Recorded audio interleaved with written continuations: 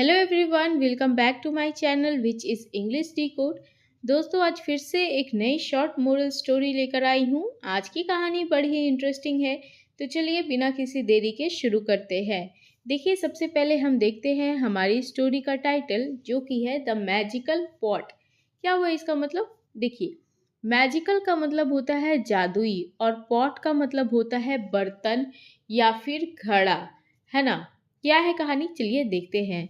One day, एक दिन, a man and his wife were digging the land to sow some seeds. अब देखिए क्या हुआ।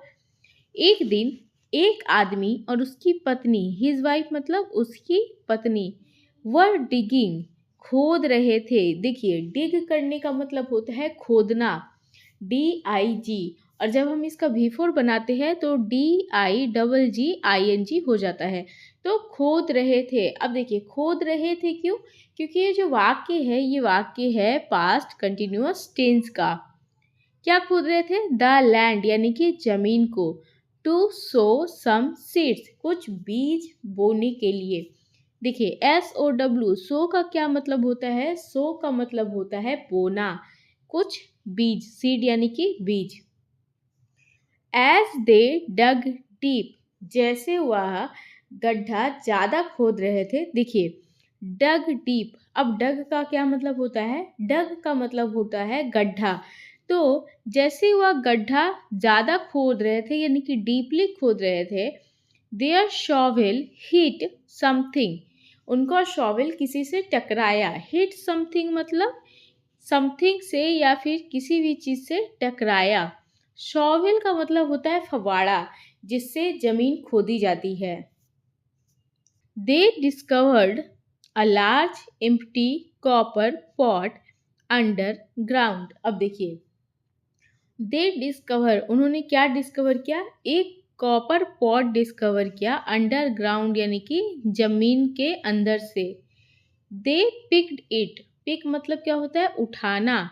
तो उन्होंने उसे उठाया, आउट यानी कि उठाकर बाहर निकाला। They both carried the pot home. अब देखिए, बोथ मतलब दोनों, तो वे दोनों कैरिड द पॉट यानी कि घड़े को उठाए और घर ले गए। कैरिड मतलब ले जाना। ऑन द वे, रास्ते में, the man put his shovel in the pot. On the way यानी कि रास्ते में, पुट यानी कि रखना, और मैन यानी कि आदमी। तो आदमी ने अपना शॉवेल उस मटके में रखा। शॉवेल यानी कि फवाड़ा। एट होम, घर पे, they looked in the pot, उन्होंने मटके में देखा। टू देयर अमेजमेंट मतलब, टू देयर अमेजमेंट मतलब क्या हुआ? वे चौंक गए। There were now two shovels inside. अब उसमें दो शॉवेल्स थे। देखिए, इनसाइड मतलब उसमें या फिर उसके अंदर, और नाउ का क्या मतलब होता है? अब। तो अब उसमें या अब उसके अंदर दो शॉवेल्स थे। द मैन सेड, आदमी ने कहा, ओह दिस मीन्स, इसका मतलब, whatever you put in this magical pot. क्या मतलब हुआ इसका?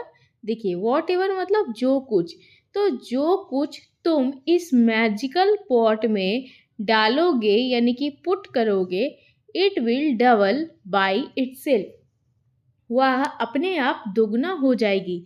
देखिए, बाई इटसेल्फ मतलब अपने आप। So the man put some money in the pot, इसलिए आदमी ने कुछ पैसे, सम मनी यानी कि कुछ पैसे, रखे, पुट यानी रखना, इन द पॉट यानी मटके में, एंड डबल्ड इट और उसे दोगुना किया। ही put some more in it, उसने उसमें कुछ और डाले, एंड इट इंक्रीज्ड टू और वह भी बढ़ गया।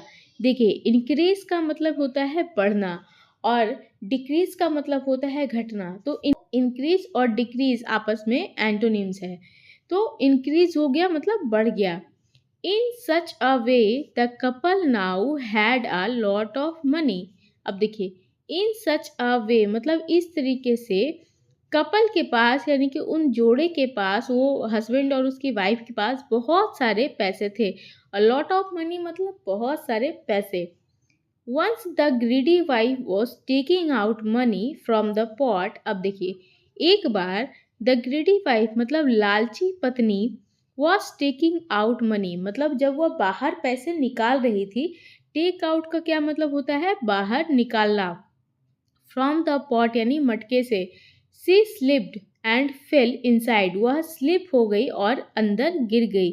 फेल यानी कि गिरना और इनसाइड यानी कि अंदर, तो वह स्लिप होकर फिसल कर अंदर गिर गई। The man pulled her out, आदमी ने उसे बाहर निकाला। पुल हर आउट मतलब क्या हुआ? उसे बाहर निकाला। पुल आउट मतलब बाहर निकालना। But now there were two wives, लेकिन अब वहाँ दो पत्नियां थी। He pulled out the second woman and then four and so on until he had 10 wives। अब देखिए, he pulled out the second woman, उसने दूसरी औरत को बाहर खींचा, बाहर निकाला। और then four यानी उसके बाद फिर चौथी को। and so on मतलब इस तरीके से until he had 10 wives, जब तक उसकी 10 पत्नियां नहीं हुई तब तक निकालते रहा। The magical pot had put the man in a great trouble. अब देखिए, मैजिकल पॉट यानी कि जादुई घड़े ने हैड पुट मतलब उसे डाल दिया था। किसे? द मैन आदमी को। इन अ ग्रेट ट्रबल मतलब बहुत बड़ी मुसीबत में। That is why it is said that grid is a great evil. अब देखिए, दैट इज वाई मतलब इसीलिए, दैट इज वाई इसीलिए, इट इज सेड या कहा जाता है या कहा गया है, that grid is a great evil, लालच बहुत बुरी है। तो दोस्तों, ये थी आज की हमारी कहानी। यदि आपको इस कहानी से कुछ सीखने को मिला हो तो प्लीज़ मेरे चैनल को सब्सक्राइब कीजिए, अपने दोस्तों के साथ इसे शेयर कीजिए। आज के लिए बस इतना ही, मिलते हैं नेक्स्ट वीडियो में।